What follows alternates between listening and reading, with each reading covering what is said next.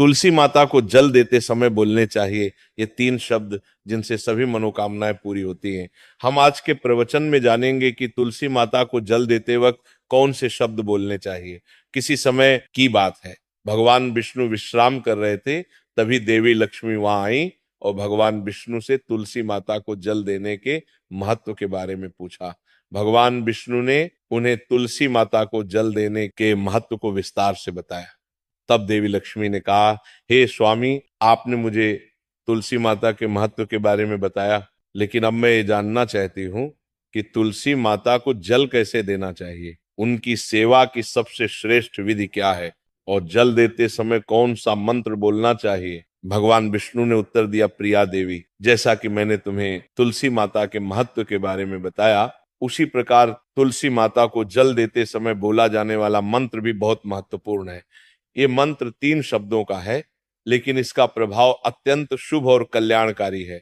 जो भी रोज तुलसी माता को जल देते समय इन 3 शब्दों का उच्चारण करेगा, उसके घर में मां लक्ष्मी का वास होगा, उसकी दरिद्रता समाप्त हो जाएगी और उसे अपार धन धान्य की प्राप्ति होगी।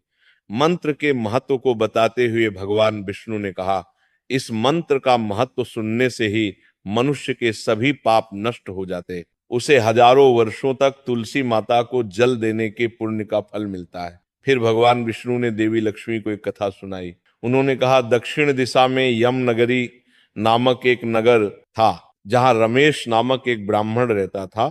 वह अत्यंत पापी और गलत कामों में लिप्त व्यक्ति था।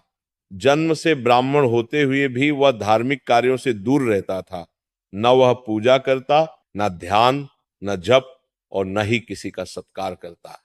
वह मदिरापान और मांसाहार भी करता था और हमेशा अनैतिक कार्यों में व्यस्त रहता था। और वह ब्राह्मण दिन में खेत में काम करके पत्ते बेचकर अपनी जीविका चलाता था और रात में वेश्याओं के पास जाता था। इस प्रकार उसने अनेक वर्षों तक अपना जीवन इसी पापपूर्ण तरीके से बिताया। फिर एक दिन वह दुर्बुद्धि ब्राह्मण पत्ते इकट्ठा करने के लिए एक शिष्य की वाटिका में पहुंचा और पत्ते तोड़ने लगा। तभी एक काले सर्प ने, जो काल के रूप में वहां उपस्थित था, उसे काट लिया। उसी समय उसकी मृत्यु हो गई। उसकी मृत्यु के तुरंत बाद यमराज के दूत वहां प्रकट हुए और उसकी आत्मा को लेने के लिए आए। वे उसे यमलोक ले जाने लगे।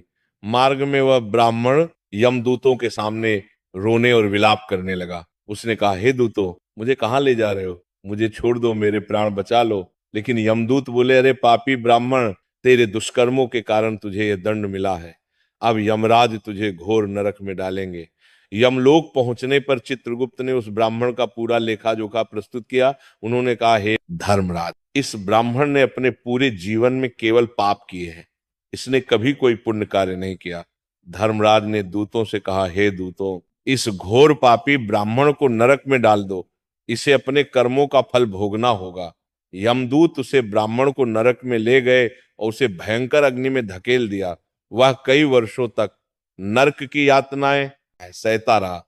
इसके बाद उसे अगले जन्म में बैल के रूप में जन्म मिला। बैल का शरीर पाकर उसने भारी बोझ उठाने का कार्य किया। उसका मालिक उससे दिन रात काम करवाता था। जब उसकी शक्ति समाप्त होने लगी तो मालिक ने उसे एक लंगड़े आदमी को बेच दिया। वह लंगड़ा आदमी उस बैल का उपयोग अपने बोझ उठाने के लिए करता था। बैल ने 8 वर्षों तक उसकी सेवा की। फिर एक दिन वह बैल लंगड़े आदमी को लेकर एक ऊंचे पर्वत पर चढ़ा। अधिक परिश्रम और थकान के कारण वह बैल मूर्छित तो होकर गिर पड़ा और अंतिम सांसें लेने लगा। वहां खड़े लोगों को उस बैल पर दया आ गई। उन्होंने उसके मुख में पानी डालने का प्रयास किया। उसी वे में एक पुण्यात्मा व्यक्ति भी था। उसने अपने पुण्य का थोड़ा भाग उस बैल को दे दिया। इसे देखकर अन्य लोगों ने भी अपने अपने पुण्य उसे देना शुरू कर दिया। उसी भय में एक वेश्या भी खड़ी थी। सभी अपना पुण्य उस बैल को देकर उसका उद्धार करने का प्रयास कर रहे थे। ये देखकर उस वेश्या ने भी अपना पुण्य उस बैल को दे दिया।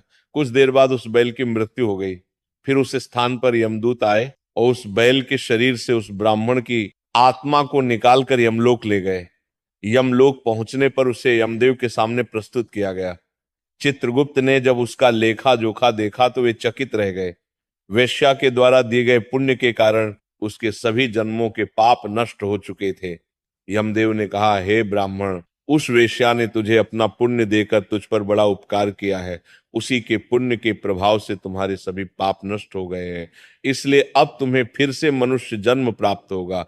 इस प्रकार वह ब्राह्मण पृथ्वी पर एक उत्तम ब्राह्मण कुल में जन्म लेता है। उस महापुण्य के प्रभाव से उसे अपने पूर्व जन्म की सारी बातें याद आने लगती हैं।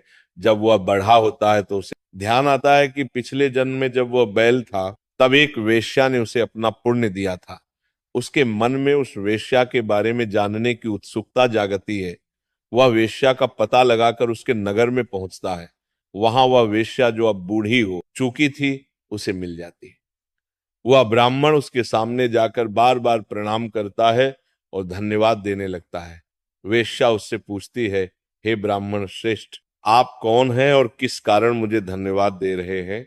मैंने आपका कौन सा कार्य किया है जिसके लिए आप मुझे नमस्कार कर रहे हैं? तब ब्राह्मण कहता है, हे मां, मैं वही बैल हूं जिसे तुमने अपना पुण्य देकर जीवन दान दिया था। अपने पाप कर्मों के कारण मुझे पिछले जन्म में बैल बनना पड़ा। उस पर्वत पर जब मैं अंतिम सांसें ले रहा था तब तुमने अपना पुण्य मुझे दे दिया था।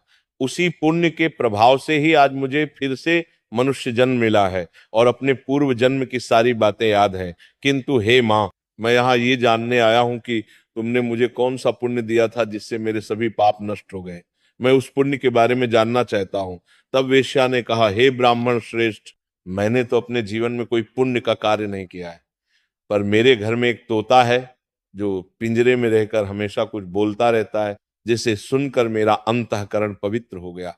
वही मंत्र मैंने आपको पुण्य स्वरूप दान किया। फिर वह वैश्य और ब्राह्मण उस तोते के पास गए और उससे पूछने लगे, हे शुक, तुम कौन सा मंत्र बोलते हो जिससे हमारे जीवन का उद्धार हुआ?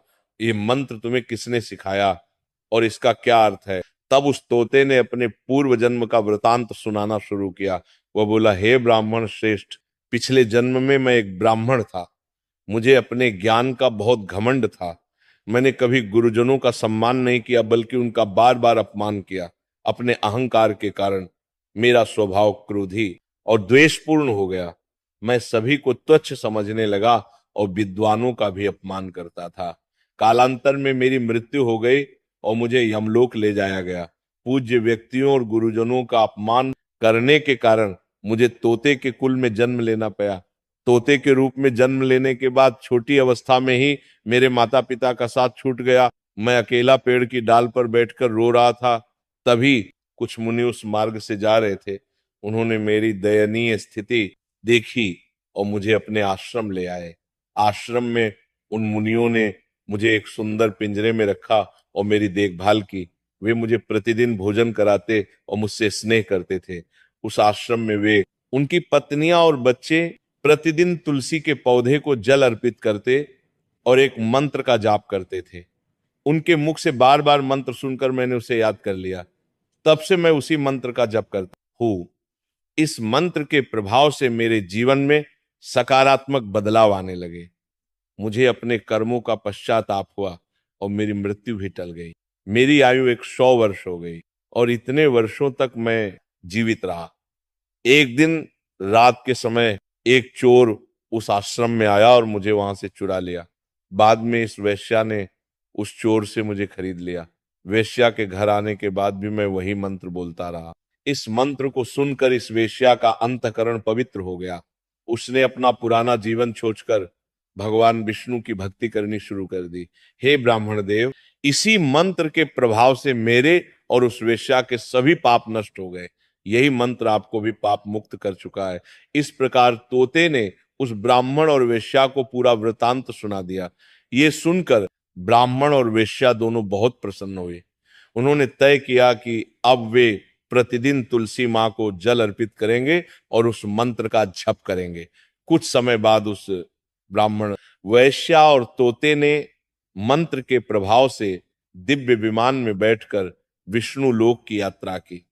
भगवान विष्णु ने देवी लक्ष्मी से कहा, हे देवी, देखा आपने, केवल तुलसी माँ के मंत्र के प्रभाव से उस तोते, वेश्या और ब्राह्मण के सभी पाप नष्ट हो गए। इसीलिए हर व्यक्ति को प्रतिदिन तुलसी माँ को जल अर्पित करते हुए इस मंत्र का जाप अवश्य करना चाहिए। वह मंत्र इस प्रकार है, ओम वृंदावनी स्वाहा, ओम वृंदावनी स्वाहा। जो स्त्री प्रतिदिन तुलसी माँ के साथ माने इस मंत्र का उच्चारण करेगी वह सौभाग्यशाली बनेगी। जो पुरुष इसका जप करेगा उसे अक्षय धन की प्राप्ति होगी। जिस घर में प्रतिदिन तुलसी माँ की पूजा होगी वहां लक्ष्मी जी का सदा वास रहेगा। तुलसी माँ का यह मंत्र फलदायी और सिद्धियों को प्रदान करने वाला है। स्त्रियों को स्नान के बाद बाल बांधकर मांग में सिंदूर लगाकर तुलसी माँ को जल चढ़ाना चाहिए। साथ ही तुलसी माँ की परिक्रमा करनी चाहिए। शाम के समय तुलसी माँ के पास दीपक जलाने से घर में सुख समृद्धि आती है। भगवान विष्णु की पूजा तुलसी माँ के बिना अधूरी है। तुलसी का एक पत्ता चढ़ाने से भगवान को उतनी प्रसन्नता मिलती है जितनी हजारों अमृत के घड़ों से नहलाने पर भी नहीं मिलती। जो भी व्यक्ति तुलसी माँ का सम्मान करेगा और उनके इस मंत्र का जप करेगा उसे न केवल इस लोक में बल्कि परलोक में भी शुभ फल प्राप्त होगा। ऐसा फल तुलसी माँ के पत्तों के दान से मिलता है। जो मृत्यु के समय अपने मुख में तुलसी के पत्तों का जल ग्रहण करता है ऐसा व्यक्ति अपने सभी पापों से मुक्त होकर भगवान विष्णु के धाम जाता है। भगवान विष्णु कहते हैं पूर्णिमा, अमावस्या, द्वादशी और सूर्य संक्रांति के दिन मध्याह्न काल रात्रि और अशौच के समय तेल लगाकर बिना स्नान किए अथवा बिना हाथ पैर धोए रात्रि के वस्त्र पहनकर तुलसी के पत्ते तोड़ना महापाप होता है। श्राद्ध, व्रत, दान, प्रतिष्ठा और देव पूजा के लिए तोड़े गए तुलसी के पत्ते 3 रात तक पवित्र रहते हैं। तुलसी के पत्तों को बिना नष्ट किए उसके अग्रभाग को तोड़ना चाहिए। तुलसी की मंजरी जो सभी फूलों से श्रेष्ठ मानी जाती है इसे उसे तोड़ते समय पत्तियों का होना आवश्यक है।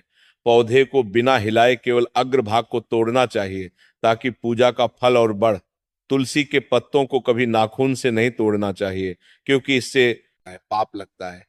रात्रि के समय तुलसी के पौधे को छूना या उसके पत्ते तोड़ना अशुभ माना जाता है क्योंकि रात्रि में वह निद्रा अवस्था में होती है। गुरुवार को तुलसी के पौधे में थोड़ा कच्चा दूध अर्पित करें और इस दौरान ओम नमो भगवते वासुदेवाय नमः मंत्र का जप करें। तुलसी के पौधे के पास शालिग्राम रखें और तिल चढ़ाएं। शालिग्राम पर तुलसी के पत्ते रखकर चंदन का तिलक करें। अगर कोई महिला मासिक धर्म में है तो तुलसी की पूजा से बचें क्योंकि इस समय तुलसी को छूना पाप होता है जिससे महिला की दुर्गति हो सकती है। इस प्रकार भगवान विष्णु ने देवी लक्ष्मी को तुलसी के जल देने के मंत्र का महत्व बताया और आप भी हर रोज ऐसे ही हमारे प्रवचन सुनने के लिए चैनल को सब्सक्राइब करें। बोलो राधे।